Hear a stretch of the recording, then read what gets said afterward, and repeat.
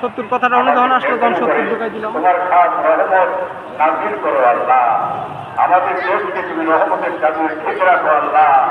মুসলিম উম্মার উপরে তোমার খাস রহমত বর্ষণ করো আল্লাহ। সমস্ত মুসলমানদের ছেলে দয়াল নবীর প্রেম ভালোবাসা মহব্বত পয়দা করে দাও আল্লাহ।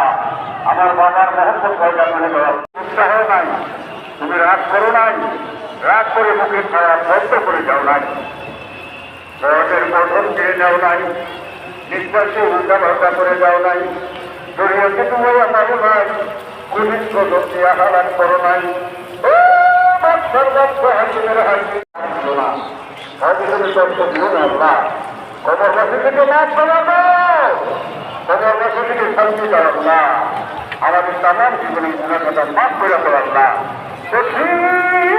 গুনার বোঝাতে কবরে নিয়ে ঘোরাইও না, কেয়ামতের ময়দানে গুনাহের বোঝাটা নিয়ে স্মরণ দিয়ে ভালোবাসেন। চিন্তাও করবেন না, এটা যেন মনে থাকে।